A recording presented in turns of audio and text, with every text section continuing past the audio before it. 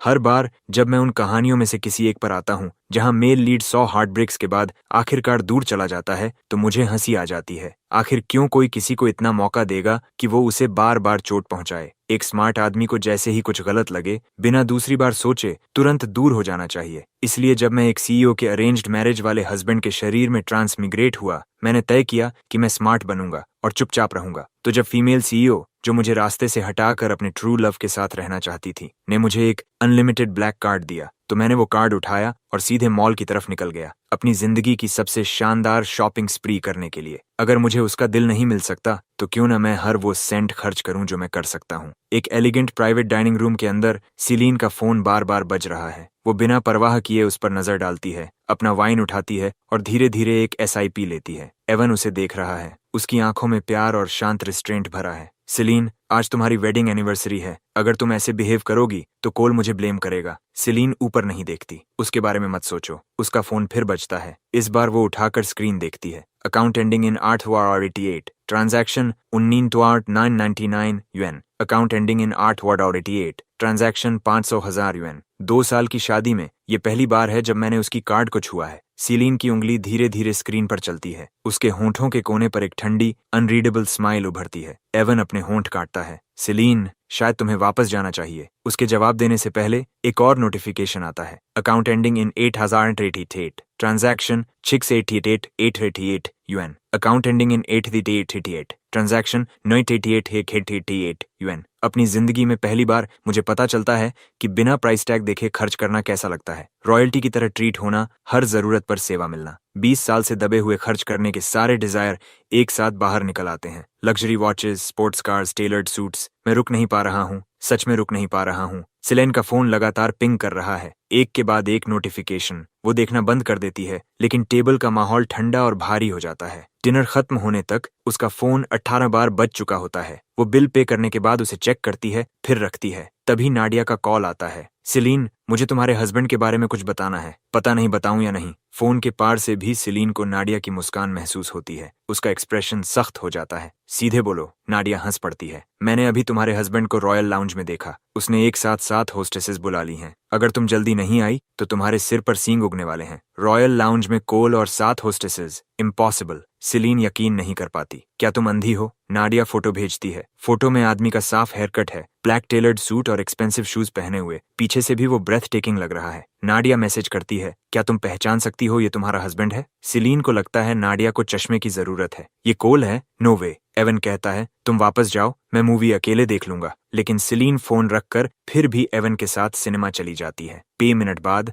उसका फोन फिर चमकता है। रॉयल लाउंज अकाउंट में 1 मिलियन yuan डाले गए हैं। वो तुरंत उठ जाती है। रॉयल लाउंज के प्राइवेट रूम में लाइट्स चमक रही हैं, म्यूजिक गूंज रहा है, माहौल इलेक्ट्रीफाइंग है। मैं सोफा पर आराम से बैठा हूँ, लाखों की वाइन पी रहा हूँ। 7 खूबसूरत होस्टेसेस मेरी हर जरूरत पूरी कर रही हैं। कोई मेरे माथे के घाव को देख रही है, कोई मेरे पैरों की मसाज कर रही है, कोई मेरे कंधों पर काम कर रही है, कोई फल छील रही है, बाकी गा और नाच रही हैं। ये पूरी तरह पैराडाइज है। यही वो सीन है जिसका मैंने अनगिनत बार सपना देखा है। मैं पूरी तरह सेटिस्फाइड हूँ। इसलिए जब मैनेजर अपग्रेड की बात करता है, मैं बिना सोचे 1 मिलियन yuan और डाल देता हूँ। तभी सिलीन दरवाजा खोलकर अंदर आती है और मैं एक होस्टेस की कॉलर बोन पर हाथ फेर रहा हूँ जैसे मैंने कभी औरत देखी ही नहीं। नाइस मसल टोन, कितने समय से वर्कआउट कर रही हो। बाकी होस्टेसेस भी अपने फिगर दिखाने लगती हैं। मैं लगभग पागल हो रहा हूँ। अमीर होना सच में कमाल है। तभी जैसे ही मैं फिर हाथ बढ़ाने वाला होता हूँ, बैंग, एक ठंडी तेज आवाज कमरे को चीर देती है। हर कोई अभी बाहर जाओ। मुझे उम्मीद नहीं थी कि सिलीन सच में यहाँ आ जाएगी। मेरी फन अचानक बीच में रुक गई और मैं अनिच्छा से एक होस्टेस की कमर को हल्का सा दबाता हूँ। तुम लोग बाहर जाओ, जब मैं फ्री हो जाऊंगा तब बुलाऊंगा। सिलीन का चेहरा तूफान से पहले के आसमान की तरह गरज रहा है।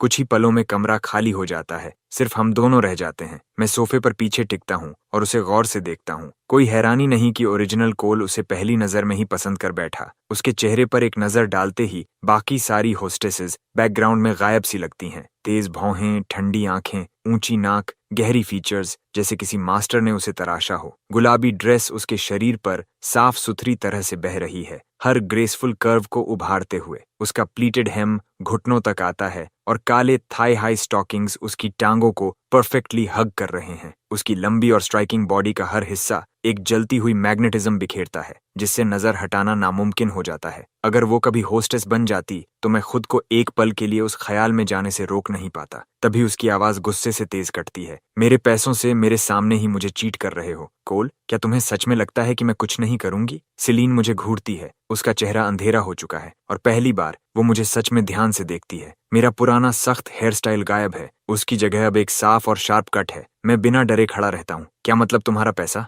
हम शादीशुदा हैं। जो तुम्हारा है वो मेरा है। तुम अपने सच्चे प्यार के साथ खाना पीना और मूवी देखने पर पैसा खर्च कर सकती हो तो मैं थोड़ी कंपनी एंजॉय करने के लिए क्यों नहीं कर सकता? जब तुम एवन के साथ कैंडल लाइट डिनर और मूवी देख रही थी तब मैं तुम्हें चीट करने का इल्जाम लगाने नहीं आया। मैंने बस कुछ लोगों को ढूंढ लिया ताकि थोड़ा रिलैक्स कर सकूं और तुम यहाँ ऐसे तूफान की तरह आ गई। ये तुम्हारे लायक भी नहीं है। अगर एवन तुम्हें ऐसे देखे तो उसे लगेगा कि तुम सच में जेलस हो जैसे तुम्हें मेरे लिए फीलिंग्स हैं। मुझे उससे जरा भी डर नहीं लगता। कहानी में साफ था कि वो ओरिजिनल कोल से नफरत करती थी। उसका हल्का सा टच भी उसे परेशान कर देता था। मतलब अगर वो मुझे छूती तो खुद को ही तकलीफ देती। इसलिए भले ही हम एक बिस्तर शेयर करें मैं पूरी तरह सेफ था। सिलीन अचानक गुस्से से हंसती है और मेरा जबड़ा पकड़ लेती है। उसकी आंखें ठंडी मजाक से मुझे देखती हैं। ये नाटक बंद करो। तुमने मेरा कार्ड इस्तेमाल किया और ये सब सीन सिर्फ मुझे यहाँ बुलाने के लिए किया है ना? मैं उसकी आंखों में देखता हूँ। मेरा हाथ धीरे से उसकी कमर पर टिकता है। उंगलियां उसके शरीर के कर्व को महसूस करती हैं। तो तुम एवन को छोड़कर यहाँ आई, इसका मतलब मैं उसके मुकाबले ज्यादा इंपॉर्टेंट हूँ? सिलीन का चेहरा तुरंत ठंडा हो जाता है। वो मेरी कलाई पकड़ती है और जोर से दबाती है। मैंने पहले भी कहा है मेरे साथ खेल मत खेलो, ज्यादा मत बढ़ो। ये आखिरी वार्निंग है।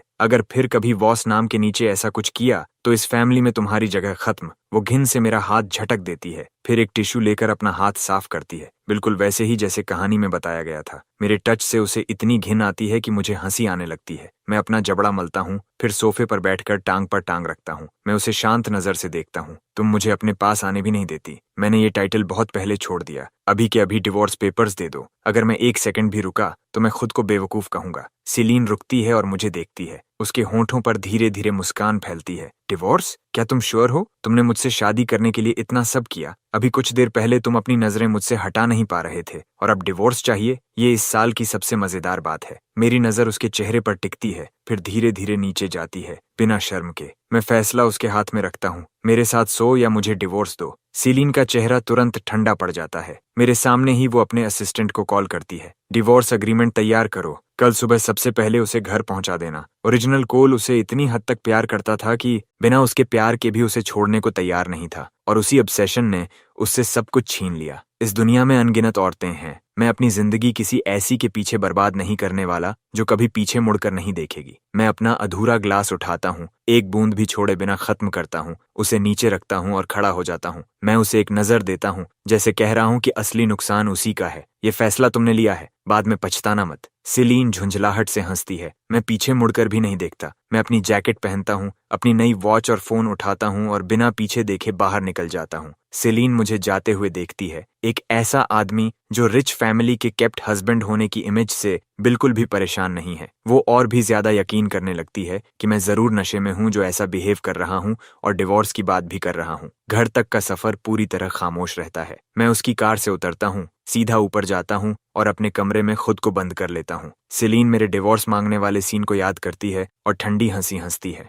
उसे इंतजार है कि कल जब डिवोर्स पेपर्स मेरे सामने होंगे तब मेरे चेहरे का एक्सप्रेशन कैसा होगा। जब वो मेरे कमरे के पास से गुजरती है, अंदर से मेरी आवाज सुनाई देती है। वो रुक जाती है। मैं जोर जोर से गा रहा हूँ, आज का दिन शानदार है, जो भी मैं चाहूँ वो सच होगा, कल भी शानदार होगा। सिलीन मेरी पागलों जैसी ड्रंक सिंगिंग सुनती है और सच में सोचती है कि अंदर जाकर मुझे चुप कराए। वो हैंडल घुमाती है, दरवाजा बंद है। मैंने अंदर से बोल्ट लगा दिया है। जो आदमी पहले उसे देखते ही पास आने के बहाने ढूंढता था, उसने अब उसे बाहर ही रोक दिया है। मैं और जोर से गाना जारी रखता हूँ। सिलीन कुछ देर ये सब सुनती है और आखिर में मुड़कर चली जाती है। मैंने मास्टर बेडरूम ले लिया है। सिलाइन ने ओरिजिनल कोल के साथ कमरा शेयर करने से मना कर दिया था और खुद गेस्ट रूम में चली गई थी। मास्टर बेडरूम उसे दे दिया था। मैं कमरे को देखता हूँ, ड्रॉर में रखी महंगी वॉचेस पर हाथ फेरता हूँ। वार्डरोब में भरे डिजाइनर क्लोथ्स को देखता हूँ और पूरे समय खुशी से गुनगुनाता रहता हूँ। मैं बड़े बाथटब में लंबा सोख लेता हूँ, फिर बेहद सॉफ्ट पजामास पहनता हूँ और सबसे कंफर्टेबल बेड पर लेट जाता हूँ। मुझे नींद नहीं आती, बिल्कुल भी नहीं। ये सब एक सपने जैसा लगता है, इतना खूबसूरत कि यकीन ही नहीं होता। अगली सुबह सेलीन उठती है और देखती है कि आज टेबल पर ब्रेकफास्ट नहीं है, जैसा हर दिन होता था। वो मेरे कमरे की तरफ देखती है और हल्की सी स्mirk करती है, जैसे उसने सोचा था। मैं होश में आकर शांत हो गया हूँ। उसे याद आता है कि कल मैंने कितनी हिम्मत से डिवोर्स मांगा था। वो ठंडी मुस्कान के साथ डिवोर्स पेपर्स कॉफी टेबल पर रखती है और काम पर निकल जाती है। मैंने जिंदगी में इतना कंफर्टेबल बेड कभी नहीं देखा, इसलिए मैं सीधे दोपहर तक सोता रहता हूँ। उठने के बाद भी खुद को उसी लग्जूरियस कमरे में पाता हूँ। मैं कंफर्म करता हूँ, मैं सच में इस कहानी में आ चुका हूँ। मैं प्लॉट को दोबारा सोचता हूँ। ओरिजिनल स्टोरी में उनकी शादी 3 साल भी नहीं टिकती, मतलब 1 साल के अंदर सिलीन एस्टन ग्रुप को गिरा देगी और मुझे खाली हाथ जाना पड़ेगा। स्टोरी में बिजनेस वॉर के बारे में ज्यादा कुछ नहीं बताया गया, कोई डिटेल्स नहीं। मुझे नहीं पता सिलीन कौन सा तरीका इस्तेमाल करेगी, लेकिन ये रिच लाइफ इतनी अच्छी है कि मैं फैमिली को गिरने नहीं दूंगा। मैं उठता हूँ, खुद को तैयार करता हूँ और नीचे जाता हूँ। कॉफी टेबल पर डिवोर्स पेपर्स पड़े हैं।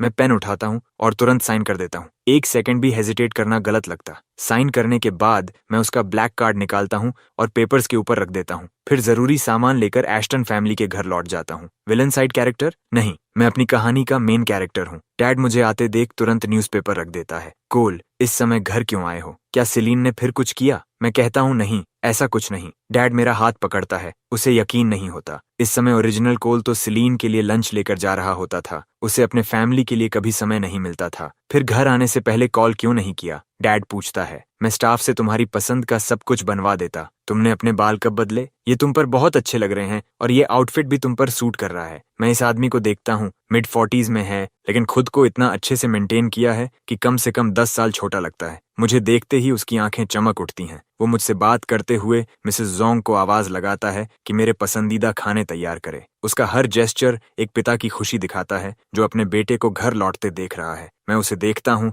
और मेरे सीने में कुछ कस जाता है। पहले की जिंदगी में ये वही चीज थी जिसकी मुझे हमेशा चाह थी, लेकिन कभी मिली नहीं। मैंने कभी नहीं सोचा था कि मुझे ये सब इस तरह मिलेगा, मौत के बाद, किसी और की जिंदगी में। डैड मुस्कुराते हैं। मैं तुम्हारी मॉम को कॉल करता हूँ, उसे लंच के लिए घर बुलाता हूँ। मैं कुछ कहूँ उससे पहले ही वो नंबर डायल कर चुके होते हैं। मैं इस मौके का फायदा उठाकर घर को देखता हूँ। जितना ज्यादा देखता हूँ उतना अच्छा महसूस करता हूँ। डैड कॉल खत्म करते ही फिर मेरी तरफ मुड़ जाते हैं, मेरी चिंता करते हुए। साफ दिखता है कि ओरिजिनल कोल के सिलीन से शादी करने के बाद से ही डैड चुपचाप इस बात को लेकर परेशान थे कि मैं खुश नहीं हूँ। कोल, वो नरमी से कहते हैं, जो भी हो रहा है तुम हमारे पास आओ। तुम्हारी मॉम और मैं हमेशा तुम्हारे साथ हैं, हमेशा। मैं अपने पास्ट को याद करता हूँ, जब मैं स्कूल में बुलीड होकर घर आता था और अपने पेरेंट्स को बताता था। उन्होंने मुझे कंफर्ट नहीं किया, उन्होंने मुझे डांटा। इतने सारे बच्चों में से सिर्फ तुम्हें ही क्यों टारगेट किया जाता है? तुम क्या गलत कर रहे हो? उसके बाद जब भी स्कूल में मुझे बुली किया जाता, मैंने उन्हें कभी नहीं बताया। मैं अपने सामने खड़े इस आदमी को देखता हूँ,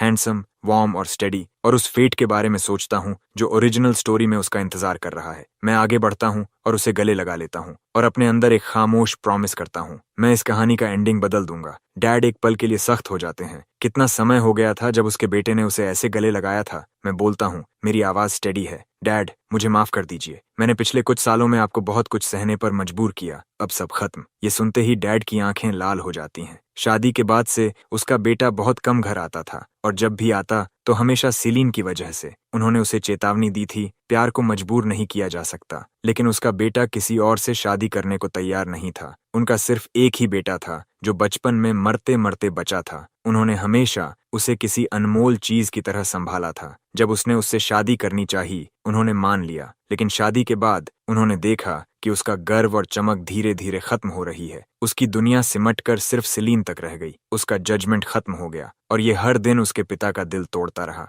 हर बार जब उसका बेटा सिलीन की वजह से चोट लेकर घर आता था, वो रातों तक सो नहीं पाते थे। उन्होंने खुद को इस चिंता में तोड़ दिया था। डैड की आवाज कांपती है, मैं बस चाहता हूँ कि तुम ठीक रहो बेटे। मैं उसकी आवाज में रुकावट सुनता हूँ। मैं पीछे हटता हूँ और उसके चेहरे पर आंसू बहते देखता हूँ। उसे रोते हुए देखकर मेरी आंखें भी जलने लगती हैं। मैं हाथ बढ़ाकर उसके आंसू पोंछता हूँ। अरे, आप क्यों रो रहे हैं? मैं मुस्कुराता हूँ। मुझे देखिए, मैं बिल्कुल ठीक हूँ। डैड अपने बेटे को देखते हैं और महसूस करते हैं कुछ बदल गया है, बहुत ज्यादा बदल गया है, जैसे वो बहुत पहले वाले बच्चे को देख रहे हों। जब खाना तैयार होता है, मॉम घर आती हैं और उनके साथ इलीज भी होती है। इलीज मॉम की सबसे करीबी दोस्त की बेटी है, ओरिजिनल कोल से 3 साल बड़ी। अपने पेरेंट्स को खोने के बाद वो अपनी ग्रैंडमदर के साथ रही। एक बुजुर्ग के लिए अकेले बच्चे को पालना आसान नहीं था, इसलिए एस्टन फैमिली ने उसे अपने परिवार का हिस्सा बना लिया। उन्होंने उसकी पढ़ाई और जिंदगी में मदद की, कॉलेज तक। वो यूनिवर्सिटी के दौरान एस्टन ग्रुप में पार्ट टाइम काम करती थी और ग्रेजुएशन के बाद मॉम की राइट हैंड बन गई। मैं उसे चोरी से देखता हूँ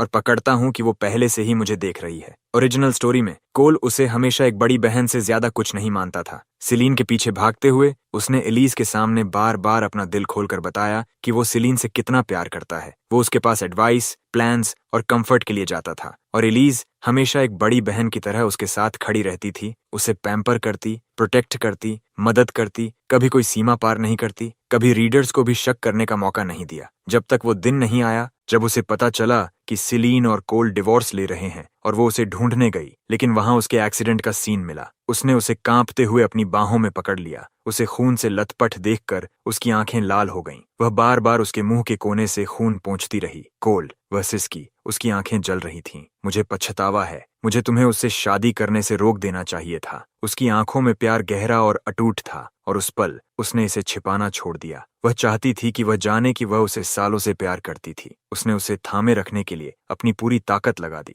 लेकिन चाहे वह कुछ भी करे वह उसे रोक नहीं सकी। वह सिर्फ उसकी जिंदगी को पल पल उससे दूर जाते हुए देख सकती थी। वह एकमात्र समय था जब कहानी हमें उसके मन के अंदर ले गई और वह उसका सबसे दिल तोड़ देने वाला पल था। इसने पाठकों को अचानक चौंका दिया, जिसमें शौक, दर्द और गहरा पछतावा मिला हुआ था। मैं उसी पल उसके कैरेक्टर से प्यार कर बैठा और कहानी से नाराज हो गया कि उसने उसके साथ ऐसा किया। तभी डैड खुशी से आ जाते हैं। एलिज भी यहाँ है। असली कोल कभी नहीं जान पाया कि एलिज के उसके लिए फीलिंग्स थीं। मैं फिलहाल अनजान बनने का फैसला करता हूँ। डैड के साथ चलते हुए मैं उसे ग्रीट करता हूँ। एलिज, काफी समय हो गया। वही शॉर्ट ड्रेस, सिलीन पर यह ठंडी और कमांडिंग लगती है, एक पास मत आओ वाली एनर्जी देती हुई। एलिज पर यह बिल्कुल अलग है, साफ और रिफाइंड, गर्म और अप्रोचेबल, जैसे जेड के बीच से आती धूप। वह मुझे देखती है, उसकी आवाज स्नेह से भरी, आंखें नरम। शॉर्ट हेयर तुम पर सच में सूट करता है ना? मैं कहता हूँ, मुझे भी ऐसा ही लगता है और आउटफिट भी बढ़िया है। वह जोड़ती है। मैं मुस्कुराता हूँ। लगता है मेरा टेस्ट हाल ही में अपग्रेड हो रहा है। असली कोल हमेशा सिलाइन के सामने सिमट जाता था, लेकिन एलिज के आसपास वह हमेशा सहज रहता था, क्योंकि एलिज हमेशा उसे अपने लिटिल प्रिंस की तरह ट्रीट करती थी। मैं वही कॉन्फिडेंस दिखाने की कोशिश करता हूँ, लेकिन मैं कहूंगा कि मैं इसका सिर्फ 80% ही कर पा रहा हूँ। बाकी 20% गायब है, क्योंकि मुझे पता है कि उसके मेरे लिए फीलिंग्स हैं और मैं अपने ही दिमाग से बाहर नहीं निकल पा रहा हूँ। एलिज मुस्कुराती है और विषय बदलती है। तुम तो आमतौर पर हर दिन उसका लंच देने में बिजी रहते हो। आज दोपहर में घर आने का मन कैसे हुआ? मैं अपनी घड़ी के साथ खेलता हूँ। बाहर बहुत गर्मी है। उसने कहा कि मेरे लिए यह बहुत परेशानी है, इसलिए उसने मुझे रोक दिया। जैसे ही ये शब्द मेरे मुंह से निकलते हैं, सिर्फ एलिज ही नहीं बल्कि डैड और मॉम भी मेरी तरफ देखते हैं, साफ तौर पर यकीन नहीं करते। जाहिर है, जो लोग मेरी सबसे ज्यादा परवाह करते हैं वे कभी नहीं मानते कि सिलीन मेरे साथ अच्छा व्यवहार करेगी। फिर भी असली कोल ने इसे पूरे दिल से माना था। एलिज भौं उठाती है। सच में? मैं हाथ हिलाता हूँ। इन हाथों को देखो, क्या ये किचन में काम करने वाले लगते हैं?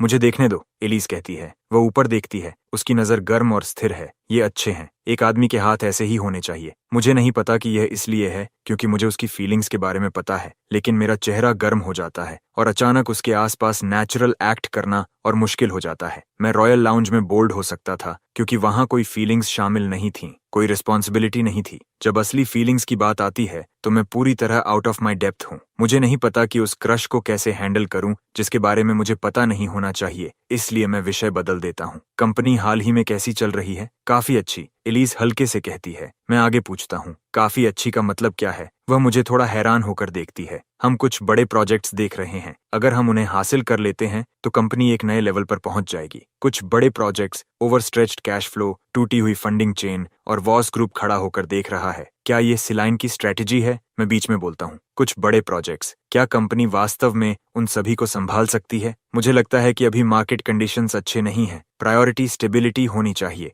हमें यह सुनिश्चित करना होगा कि किसी भी रिस्क को झेलने के लिए पर्याप्त कैश फ्लो हो। मैं इसे सीधे नहीं कह सकता, इसलिए इशारा छोड़ता हूँ और उम्मीद करता हूँ कि वह समझ जाए। एलिज मुझे देखती है। उसकी नजर में कुछ तेज आ जाता है। तुम्हें कंपनी के मामलों की परवाह कब से होने लगी? असली कोल ने कभी बिजनेस पर ध्यान नहीं दिया। मैं खुद को संभालता हूँ और अपनी घड़ी की तरफ देखता हूँ। हीरों पर उंगली फेरता हूँ। मैंने सीलीन की कंपनी के आसपास काफी समय बिताया है, कुछ न कुछ सीख लिया। एलिस चुप हो जाती है। मैं उसकी तरफ देखता हूँ, फिर थोड़ा और आगे बढ़ता हूँ। इन प्रोजेक्ट्स के बारे में तुम्हें और मॉम को सच में ध्यान से सोचना चाहिए, खासकर यह कि क्या तुम उनके जोखिम उठा सकते हो। एलिस मुझे देखती रहती है, मेरे चेहरे में कुछ ढूंढते हुए। क्या तुमने सीलीन से कुछ सुना है? वह पूछती है। क्या तुम हमें पीछे हटने के लिए कह रहे हो और प्रोजेक्ट्स उसे सौंपने के लिए? असली कोल प्यार में पूरी तरह अंधा था और उसने सीलीन के पक्ष में एक से ज्यादा बार स्ट्रिंग्स खींचे थे, इसलिए अचानक उन्हें किसी प्रोजेक्ट से रोकना। यह समझ में आता है कि एलिस अब ऐसा ही सोचेगी। नहीं, मैं कहता हूँ, मैंने बस हाल ही में एक बार आने वाला सपना देखा है।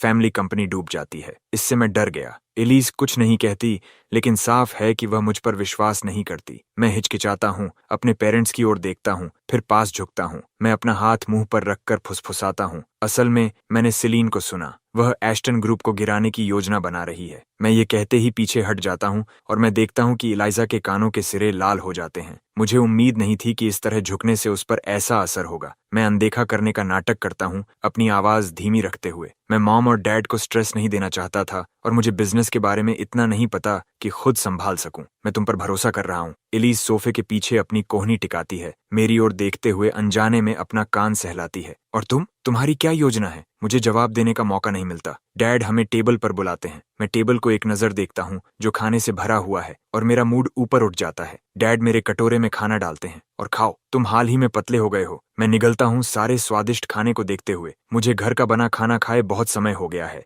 मैं इस पर टूट पड़ता हूँ। मुझे घर पर कुछ दिन दो और मैं फिर नॉर्मल हो जाऊंगा। इन शब्दों पर डैड मेरे कटोरे में और खाना डालते रहते हैं। अगर तुम्हें घर का खाना याद आता है तो मैं किसी को हर दिन तुम्हारे पास भेज दूंगा। जरूरत नहीं डैड, मैं कहता हूँ। मैं वापस घर आ रहा हूँ। मॉम, डैड और एलिस सब रुक जाते हैं और मुझे घूरते हैं। मैं अपनी चॉपस्टिक्स नीचे रखता हूँ। मैं उन्हें पूरी गंभीरता से देखता हूँ। मॉम, मैं सीलीन से डिवोर्स ले रहा हूँ। मैं सोचता था कि अगर मैं काफी कोशिश करूं तो वह मुझसे प्यार करने लगेगी, लेकिन अब मुझे पता है कि आप किसी को आपसे प्यार करने के लिए मजबूर नहीं कर सकते। मैं अब उससे प्यार नहीं करना चाहता। अब मैं सिर्फ घर आना चाहता हूँ और आपके साथ रहना चाहता हूँ। मैं इसे हल्के से कहता हूँ, बिना किसी दुख या हिचकिचाहट के, लेकिन असली कोल की सीलीन के लिए फीलिंग्स बहुत गहरी थीं। इस परिवार की नजर में वह प्यार पत्थर में उकेरा हुआ था। मॉम और डैड मुझे देखते हैं। उन्हें विश्वास नहीं होता कि मैं ऐसे ही छोड़ सकता हूँ। उन्हें लगता है कि यह सिर्फ गुस्से में कहा गया है और मैं जल्द ही अपना मन बदल लूंगा। कोई कुछ क्यों नहीं बोल रहा? ऐसा मत कहो कि तुम मुझसे थक गए हो और नहीं चाहते कि मैं तुम पर निर्भर रहूं।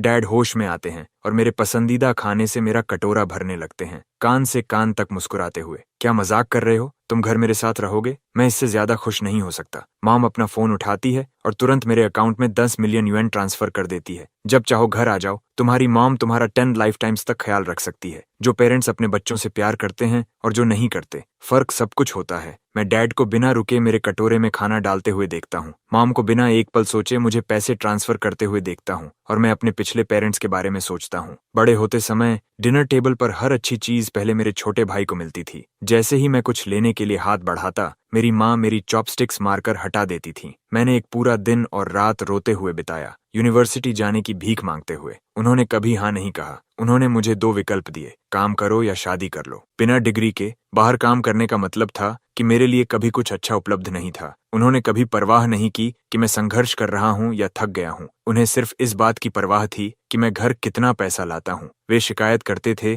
कि यह कभी काफी नहीं है और फिर मुझे यह कहकर दोषी महसूस कराते थे कि उन्होंने मुझे पाला है। जब मैं मरा तो शायद उन्होंने एक आंसू भी नहीं बहाया। मैं अब अपने सामने बैठे पेरेंट्स को देखता हूँ और मेरी आंखें नम हो जाती हैं। धन्यवाद डैड, धन्यवाद मॉम। अब से आप दोनों ही मेरे लिए सब कुछ हैं। असली कहानी में एस्टन ग्रुप के गिरने के बाद मॉम इस शॉक को सहन नहीं कर पाती कि उसकी बहू इसके पीछे थी। उसका ब्लड प्रेशर बढ़ जाता है, जिससे ब्रेन हेमोरेज हो जाता है। वह कोमा में चली जाती है और कभी नहीं जागती। डैड अपनी पत्नी की हालत और अपने बेटे की मौत के दोहरे झटके को सहन न कर पाने के कारण गहरी डिप्रेशन में गिर जाता है और आखिरकार अपनी जान ले लेता है। मैं यह सब बदलने जा रहा हूँ। मैं अपनी चॉपस्टिक्स उठाता हूँ और दोनों को खाना परोसता हूँ। जैसे ही मैं अपनी चॉपस्टिक्स नीचे रखने वाला होता हूँ, मैं नोटिस करता हूँ कि एलिस मुझे देख रही है। मुझे नहीं पता वो कब से देख रही है। उसके चेहरे पर हल्की प्लेफुल जेलसी की झलक है, जैसे वो मेरे पेरेंट्स से अटेंशन के लिए कम्पीट कर रही हो। मेरा क्या? मैं उसकी तरफ देखता हूँ, फिर जानबूझकर फैटी पोर्क का एक पीस उठाता हूँ, वो एक चीज जो उसे बिल्कुल पसंद नहीं,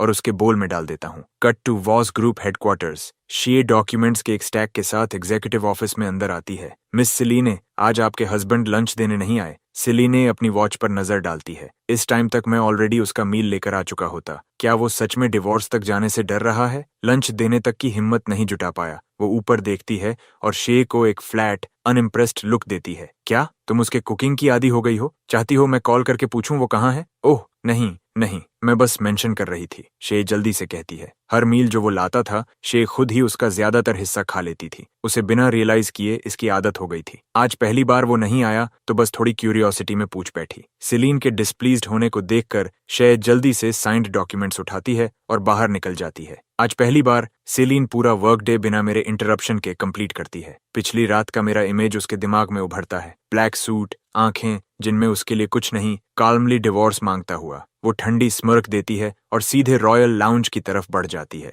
जैसे ही वो प्राइवेट रूम में एंटर करती है, सब उसकी तरफ देखने लगते हैं। वो सोफा पर बैठती है और नोटिस करती है कि सब अभी भी उसे घूर रहे हैं। उसका एक्सप्रेशन तुरंत डार्क हो जाता है। तुम सब मुझे ऐसे क्यों देख रहे हो? क्या प्रॉब्लम है तुम लोगों को? नाडिया सावधानी से पास आती है। आज कोल तुम्हारे साथ क्यों नहीं है? सिलीन सब पर एक कोल्ड नजर डालती है। तुम ही लोग थे ना जिन्हें वो इतना अनोइंग लगता था। अब वो चला गया तो ऐसे बिहेव कर रहे हो जैसे कुछ मिसिंग हो। संभालो खुद को। नाडिया माहौल समझते हुए चुपचाप उसे ड्रिंक देती है। हम बस तुम्हारी चिंता कर रहे हैं। डर है कि अब जब उसने केयर करना छोड़ दिया तो कहीं तुम शुरू ना कर दो। सिलीन की क्लोजेस्ट फ्रेंड्स होने के नाते वो सबसे बेहतर जानते थे। जहां भी सिलीन जाती मैं उसके पीछे जाता था। मैं कभी रॉयल लाउंज होस्टेसेस ढूंढने नहीं जाता और मैं कभी सिलीन को छोड़कर सोनिया वेकेशन मनाने नहीं जाता। सच में लगता है कि मैंने उसकी परवाह करना छोड़ दिया है। सिलीन हर चेहरे पर वही एक्सप्रेशन देखती है। उसका चेहरा पूरी तरह डार्क हो जाता है। अगर तुम्हारी आंखें सिर्फ डेकोरेशन के लिए हैं तो जाकर डोनेट कर दो उन्हें किसी ऐसे को जो इस्तेमाल कर सके। नाडिया बीच में आकर बात संभालती है। जब तक तुम उसकी परवाह नहीं करती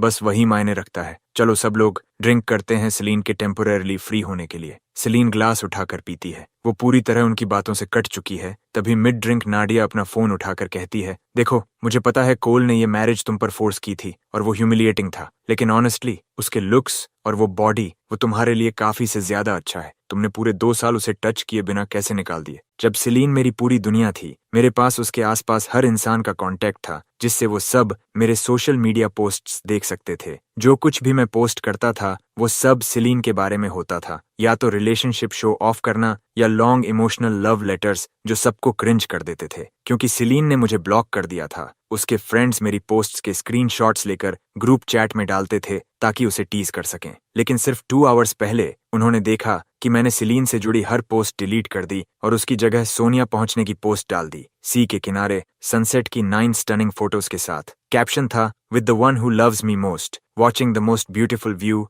लाइफ इज गुड। सिलीन नोटिस करती है कि सब अपने फोन्स देख रहे हैं और कैजुअली नजर डालती है। वो बीच पर मेरी फोटो है जहां मैं हंस रहा हूँ, जेन्युइनली खुश। एक फ्रेंड खुद को रोक नहीं पाता। वो अचानक इतना अलग लग रहा है। नाडिया मुस्कुराते हुए बोलती है। उसे इस तरह देखते हुए वो सच में थोड़ा चार्मिंग लग रहा है। शायद ऐसा ही लगता है जब कोई आखिरकार किसी से प्यार करना छोड़ देता है। बैंग। सिलीन अपना ग्लास कॉफी टेबल पर पटक देती है। वो उनकी तरफ कोल्ड डार्क आइज से देखती है। क्या तुम सब दिमाग से बीमार हो? हम यहाँ ड्रिंक करने आए हैं और तुम में से हर कोई फोन में घुसा हुआ कोल की बात कर रहा है। सिलीन गुस्से में बाहर निकल जाती है, पीछे डोर जोर से बंद करते हुए। वो अपनी कार में बैठती है और शर्ट का कॉलर बटन खोल देती है। अचानक बेचैन होकर वो अपना फोन निकालती है, मेरा कांटेक्ट खोलती है और मेरे पोस्ट्स देखती है। यहीं से उसे पता चलता है कि मैं सोनिया गया हूँ। फोटोज में मेरी आंखें ब्राइट और क्लियर हैं, मुस्कान से भरी हुई, जैसे अंदर से रोशनी निकल रही हो। चाहे मैं आसमान की तरफ देख रहा हूँ या सीधे कैमरा में, हर मूवमेंट, हर जेस्चर प्योर जॉय से भरा है। मेरी आंखों में जैसे दुनिया की सारी खूबसूरती समाई हो, क्लियर, विविड और लाइफ से भरी हुई। उसमें एक शांत, बिना जल्दबाजी वाली पीस का एहसास है। ये मैं हूँ, ना कि वो वर्जन जिसकी आंखें हमेशा उसके लिए लॉन्गिंग से भरी रहती थीं या दूसरों के लिए जेलसी से जलती थीं। ना ही वो वर्जन जो उसके हस्बैंड के टाइटल के पीछे छिपा रहता था, पैरानॉइड, पॉसेसिव और बिना वजह सीन्स क्रिएट करता था। लोग एक रात में नहीं बदलते। सिलीन एक पल के लिए भी नहीं मानती कि फोटोज में जो इंसान है वो असली मैं हूँ। दूसरों को शायद ना दिखे लेकिन उसे दिखता है। मैं डिवोर्स की बात से भाग रहा हूँ। ये फोटोज डालना बस उसका अटेंशन खींचने का तरीका है और फिर भी ये सब जानते हुए भी वो उन फोटोज की तरफ खींच जाती है। ये मेरा पहली बार सोनिया आना है, वो जगह जहां मैं सबसे ज्यादा जाना चाहता था जब मैं जिंदा था। हल्की ठंडी हवा, फ्रेश सी फूड और वाइन का फीस्ट। मॉम मेरे साथ, हम दोनों रात के कोस्ट की खूबसूरती देखते हुए खाना खा रहे हैं। मुझे बस एक ही चीज महसूस हो रही है, दुनिया खूबसूरत है। पहले जब मैं जिंदा था, पैसे हमेशा कम होते थे, मुझे कभी ऐसे जीने का मौका नहीं मिला और कुछ भी इतना खास नहीं था जिसे कैप्चर करूं। लेकिन अब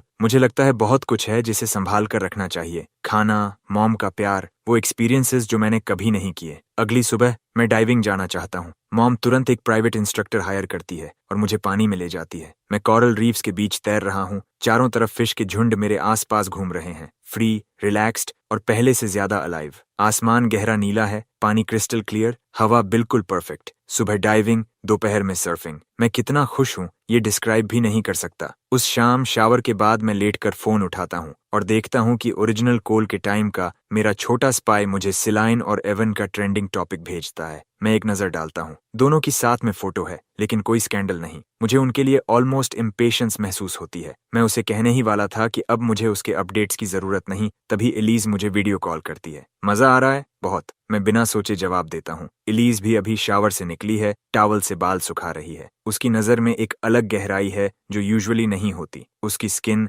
साफ और ट्रांसलूसेंट चमक रही है, lips soft dewy red, mature फिर भी एक प्योर गर्लिश क्वालिटी के साथ, जेंटल जैसे जेड लेकिन पूरी तरह वुमन। मैं लगभग अपना कंपोजर खो देता हूँ। फिर वो बोलती है, मैं भी आना चाहती हूँ। मैं तुरंत जवाब देता हूँ, अपना काम करो। मैं बाथरूम की तरफ देखता हूँ, मॉम अभी भी शावर में है और मैं धीरे से कहता हूँ, जो मैंने पहले कहा था, मैं मजाक नहीं कर रहा था। वॉस ग्रुप एस्टन ग्रुप के खिलाफ जाने वाला है, तुम्हें पहले से प्रिपेयर रहना होगा। कंपनी तुम पर डिपेंड कर रही है। एलीज थोड़ी देर रुकती है और स्क्रीन के पार मुझे देखती है। क्या तुम्हें डर नहीं कि मैं भी सिलीन जैसी हो सकती हूँ कंपनी के पीछे? मैं उसकी आंखों में बिना हिले देखता हूँ। नहीं, मुझे तुम पर भरोसा है। इलाइसा की डार्क आईज हल्की सी नरम पड़ जाती हैं। मुझे नहीं लगा था कि इतनी सिंपल बात उसे इतना अफेक्ट करेगी। मैं जल्दी से बात खत्म करता हूँ। ठीक है, देर हो गई है, मैं सोने जा रहा हूँ, तुम भी सो जाओ। ठीक है, वो धीरे से कहती है, मेरे लिए गिफ्ट लाना मत भूलना। मैं लेटकर उन सालों के बारे में सोचता हूँ जब वो चुपचाप उससे प्यार करती रही, बिना कुछ कहे। मैं तय करता हूँ कि उसके लिए कुछ जरूर लाऊंगा। अगली सुबह सिलीन उठती है, वो अपना फोन खोलती है। ट्रेंडिंग टॉपिक अभी भी वही है। मैंने उससे कांटेक्ट नहीं किया, एवन की तरफ से भी कुछ नहीं आया। वो खुद को रोक नहीं पाती। वो फिर से मेरा प्रोफाइल खोलती है। मैंने 5 मिनट्स पहले कुछ पोस्ट किया है। ये एक वीडियो है जिसमें मैं मॉम के साथ रेंटल स्कूटर पर साइट्स घूम रहा हूँ। वीडियो में मैंने ब्रीजी बीच शर्ट पहनी है, ब्राइट ब्लू स्काई के नीचे खुलकर हंस रहा हूँ। सुबह की रोशनी मुझ पर पड़ रही है, हवा मेरे बालों और शर्ट के किनारे से खेल रही है। मैं बीच बीच में कुछ बोलता हूँ, इतना अलाइव और रेडिएंट कि रास्ते का सीनरी भी फीका पड़ जाए। मैं वापस नहीं आया। मैं अभी भी ट्रैवल कर रहा हूँ, अभी भी पोस्ट कर रहा हूँ। ऐसा नहीं हो सकता कि मैंने वो ट्रेंडिंग टॉपिक नहीं देखा। फिर भी मैं वापस नहीं आया, बल्कि मैं और भी ज्यादा खुश लग रहा हूँ। सिलीन एक छोटी तेज हंसी छोड़ती है और फोन एक तरफ फेंक देती है। अच्छा, लगता है उसमें आखिरकार हिम्मत आ गई। वो देखना चाहती है कि मैं ये कब तक जारी रख सकता हूँ। उसका पूरा दिन पैक्ड है। शाम को जब वो होटल वापस आती है तो थक कर सोफा पर गिर जाती है। वो लाइट्स की वार्म ग्लो को देखती रहती है और स्कूटर चलाते हुए मेरा हंसता हुआ चेहरा उसके दिमाग में घूमता है। वो अपना फोन निकालती है और मेरा प्रोफाइल चेक करती है। कुछ घंटे पहले एक और पोस्ट, कैप्शन है, nobody loves you like your mom. Photos में मैं हर लोकल फूड ट्राई कर रहा हूँ या रास्ते से खरीदी छोटी चीजें दिखा रहा हूँ। बीच में एक फोटो है जिसमें मैं और मॉम साथ हैं। हमने मैचिंग सनग्लासेस पहने हैं। जैसे ही मैंने डिवोर्स की बात की, मॉम डर गई कि मैं घर बैठकर यादों में डूब जाऊंगा, इसलिए वो मुझे अपने साथ ट्रैवल पर ले गई। हर पल मेरे साथ रही। वो मेरी फोटोज लेती है और कहती है मैं कितना हैंडसम लग रहा हूँ। हर अच्छा खाना, हर सुंदर चीज वो मेरे लिए खरीदना चाहती है। वो चाहती है कि मैं सब टेस्ट करूं, दुनिया की हर अच्छी चीज मुझे दे। ऐसी मॉम दुनिया की सबसे बेस्ट मॉम है। मैं बस थोड़ा शो ऑफ करना चाहता था, किसी को जेलस करना नहीं। कमेंट्स में डैड लिखते हैं, तुम्हारे डैड का क्या मैं अच्छा नहीं? मैं तुरंत रिप्लाई करता हूँ, आप भी ग्रेट हो डैड, लेकिन ये सब मॉम ने खरीदा है। एलीज भी कमेंट करती है, और क्या मैं अच्छी नहीं? मैं हंसते हुए लिखता हूँ, तुम वंडरफुल हो, दुनिया की बेस्ट। वापस सिलीन पर। वो अपना कॉलर खींचती है, लेकिन सीने में वो सफोकेटिंग फीलिंग अभी भी है। 3 डेज, पूरे 3 दिन बिना मेरी किसी खबर के, और मैं हर दिन ज्यादा खुश हो रहा हूँ। मुझे इतना खुश देखकर उसके अंदर कुछ कड़वा सा जम जाता है, जैसे उसने कुछ ऐसा निगल लिया हो जो निकल नहीं रहा। तभी उसका फोन बज करता है, मेरा मैसेज। उसके सीने का दबाव अचानक हल्का हो जाता है। आखिरकार वो खुद को रोक नहीं पाई। पहली बार वो हमारे चैट को खोलती है, जैसे उसमें थोड़ी एंटीसिपेशन हो। मेरा मैसेज सीधा और ब्लंट है, डिवोर्स पेपर्स कई दिनों से साइन हो चुके हैं, क्या हमें इसे फाइनलाइज नहीं कर लेना चाहिए? सिलीन उन शब्दों को घूरती है और उसकी आंखों के पीछे कुछ बदलता है। वो फोन को कसकर पकड़ती है, फिर और कसकर। कुछ देर बाद वो उठती है और बाहर निकल जाती है। वो घर ड्राइव करके पहुंचती है। वो घर जिसमें हर वक्त लाइट्स जलती रहती थीं, आज पूरी तरह अंधेरा है। सिर्फ बाहर स्ट्रीट लैंप की हल्की रोशनी है। वो हॉल की लाइट ऑन करती है और अंदर आती है। घर खाली है, कोई उसका इंतजार नहीं कर रहा। कॉफी टेबल पर डिवोर्स पेपर्स पड़े हैं, ऊपर उसकी ब्लैक कार्ड रखी है। वो उसे उठाती है और खोलती है। कोल नाम साफ नजर आता है, हाथ से साइन किया हुआ। पेपर उसके हाथ में मरोड़ जाता है। उसकी आंखों के पीछे कुछ हलचल होती है, कुछ ऐसा जिसे वो नाम नहीं देना चाहती। वो आदमी जो कुछ दिन पहले उसकी वजह से जेलसी में जल रहा था, अब डिवोर्स मांग रहा है। नामुमकिन। सिलीन एक ठंडी अविश्वासी हंसी छोड़ती है। एस्टन हाउस में मॉम सोनिया से लाई चीजें निकालकर स्टाफ में बांट रही हैं। कोल ने खास कहा था कि तुम सबके लिए भी लाना। सबको अपना हिस्सा मिलता है और वो खुशी से धन्यवाद करते हैं। पूरे घर में खुशी फैल जाती है। डैड अपना आफ्टर डिनर टी पी रहे हैं। एलिज एक वर्क कॉल पर है। घर बड़ा है लेकिन खाली महसूस नहीं होता। इसमें एक अजीब सी वार्मथ है और सब कुछ अच्छा लगता है। मैं अपने फोन के साथ लेटा हूँ, सिलीन की लंबी खामोशी को देखते हुए सोच रहा हूँ कि थोड़ी देर में उसे कॉल करूँ। तभी एलिज मेरे पास आकर बैठ जाती है। मेरा गिफ्ट कहाँ है? मैं ऊपर देखता हूँ और उसकी सॉफ्ट गेज से मिलता हूँ, जिसमें एक शांत लेकिन छुपी हुई एक्साइटमेंट है। उसे ऐसे देखना, इतनी वार्मथ और जेंटल एंटिसिपेशन के साथ, उसके लिए सॉफ्ट कॉर्नर महसूस करना मुश्किल नहीं है। मैं उठता हूँ और अपना बैग खोलता हूँ। मैं 2 छोटे नाइट लाइट्स निकालता हूँ। एक मैंने खुद सीशेल से बनाया था, जो मैंने एक छोटे हैंडमेड गुड्स स्टॉल से लिया था। दूसरा मैंने शॉप से खरीदा था। मैं दोनों उसे दिखाते हुए पूछता हूँ,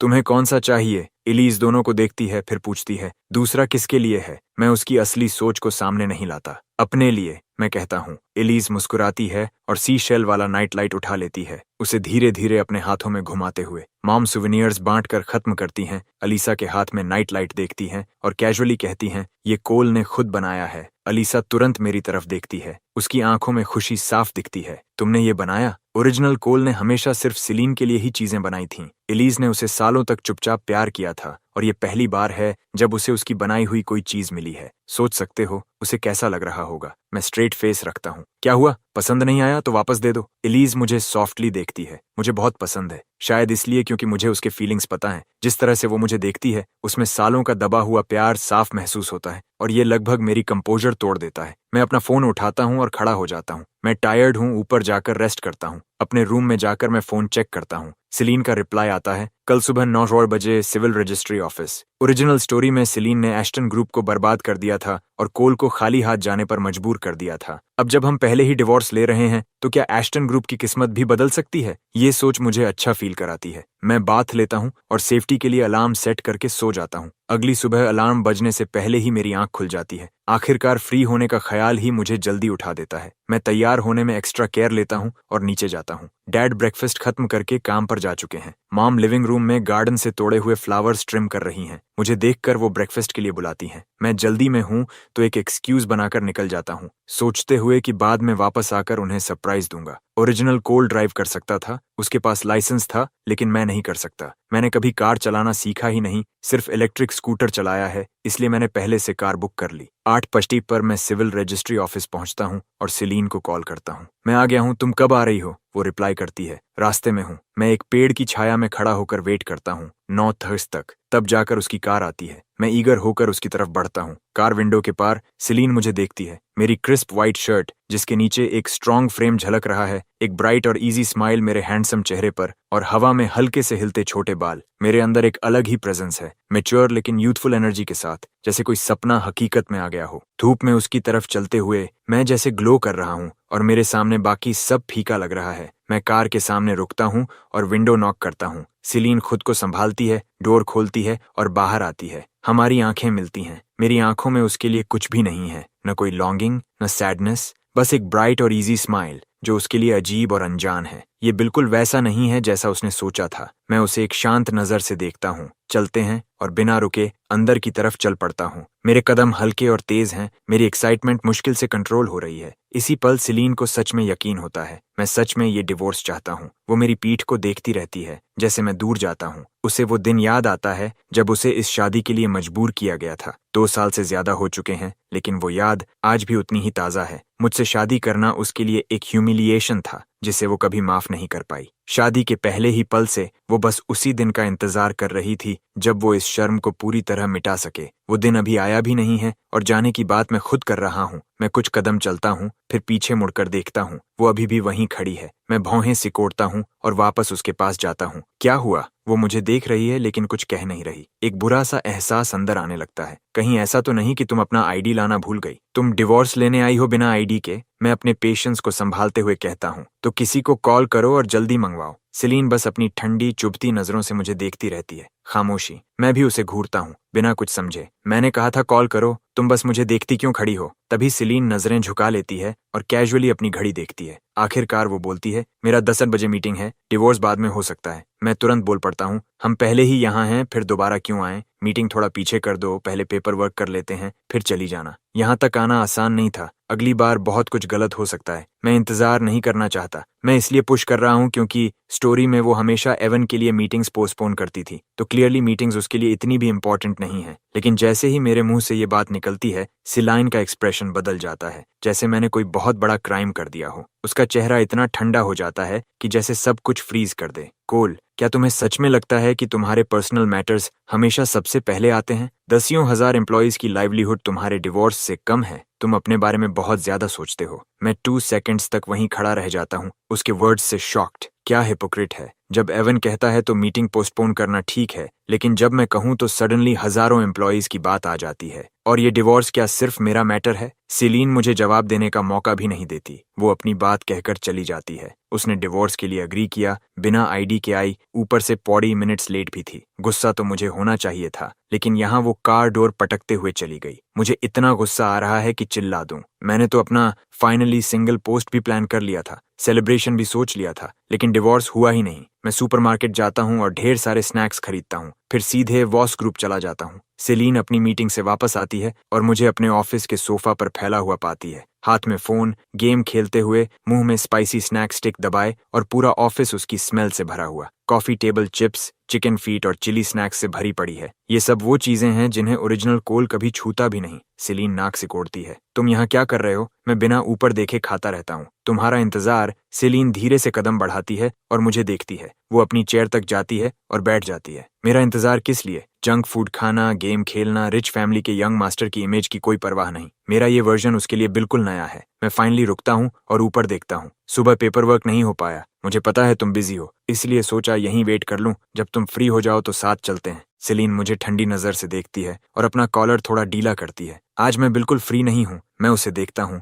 फिर दोबारा देखता हूँ। एक शक अंदर उठता है। तो तुम कब फ्री होगी? सेलीन अपने पास पड़े डॉक्यूमेंट्स उठा लेती है। जब फ्री होंगी मैं कांटेक्ट करूंगी। मुझे लगने लगता है कि उसने अपना माइंड बदल लिया है। इतनी बड़ी सीईओ अगर सच में डिवोर्स चाहती तो टाइम निकाल सकती थी। फिर वो पीछे क्यों हट रही है? वो ओरिजिनल कोल से नफरत करती थी तो डिवोर्स उसके लिए राहत होना चाहिए था, या फिर वो अभी तक मेरी जिंदगी खराब करना खत्म नहीं कर पाई। स्टोरी ने साफ नहीं बताया, लेकिन उसका बिहेवियर क्लियरली फोर्स्ड मैरिज के रिवेंज से जुड़ा था। जितना वो उसका प्यार चाहता था, उतना ही वो उसे उस दर्द में रखती थी जहां वो किसी ऐसे इंसान से प्यार करे जो उसे कभी प्यार नहीं करेगा। अब जब मैं डिवोर्स चाहता हूँ तो क्या वो मुझे उसी दर्द में फंसाकर रखेगी? बाहर निकलना चाहता हूँ लेकिन निकल नहीं पा रहा। मैं गुस्से में खड़ा हो जाता हूँ। सेलीन, क्या तुम सच में ये डिवोर्स नहीं चाहती? मैं ठंडे स्वर में कहता हूँ। मैं तुम्हें 3 दिन दे रहा हूँ। अगर 3 दिन में ये पूरा नहीं हुआ तो मैं कोर्ट में फाइल कर दूंगा। ये कोई नेगोशिएशन नहीं है, ये नोटिस है। मैं अपने स्नैक्स उठाता हूँ और मुड़कर जाने लगता हूँ। तभी एवन ऑफिस का डोर खोलकर अंदर आता है।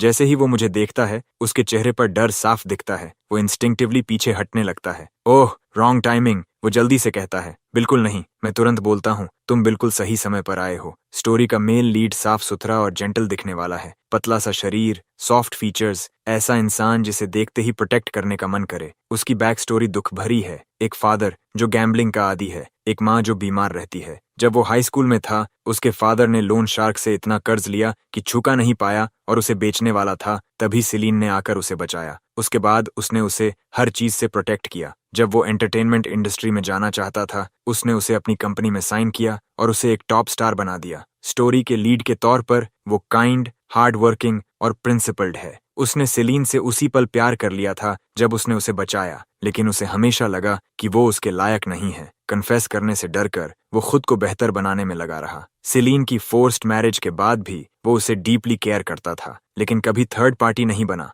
अपनी फीलिंग्स को फ्रेंडशिप तक ही रखा। स्टोरी मोस्टली एवन और ओरिजिनल कोल के पर्सपेक्टिव से बताई गई है और सेलिन की फीलिंग्स सिर्फ उसके एक्शन से दिखती हैं, कभी सीधे नहीं कही गई। मैं कैजुअली उसे समझाता हूँ, मैं अभी सेलिन से डिवोर्स के बारे में बात करके आया हूँ, उसके पास आज पेपर वर्क के लिए टाइम नहीं है, तो मैं निकल ही रहा था। मैं सेलिन और फिर एवन की तरफ देखता हूँ और मुस्कुराते हुए कहता हूँ, तुम दोनों आराम से बात करो, मैं बीच में नहीं आऊंगा। जैसे ही मैं एवन के पास से गुजरता हूँ, वो हल्का सा सिहर जाता है। समझ आता है ओरिजिनल कोल उसे होम रेकर समझता था और हर मौके पर उसे नुकसान पहुंचाने की कोशिश करता था। मैं बाहर निकलकर डोर बंद कर देता हूँ। एवन मुझे जाते हुए वाइड आईज से देखता रह जाता है। अंदर सेलिन क्लोज्ड डोर को घूरती है, उसका एक्सप्रेशन डार्क हो जाता है। एवन आगे बढ़ता है और अपने साथ लाया हुआ बैग डेस्क पर रखता है। वो नोटिस करता है कि सेलिन ने पेन को इतना जोर से पकड़ा है कि इंक फैलकर गहरा निशान बन गई है। सेलिन नजरें हटाकर पूछती है, तुम यहाँ क्यों आए हो? एवन मुस्कुराकर कहता है, ये जांग चांग से लाया हूँ, सोचा तुम्हें पसंद आएगा, और मेरी मॉम के लिए डॉक्टर ढूंढने में मदद के लिए थैंक्स। फिर वो धीरे से पूछता है,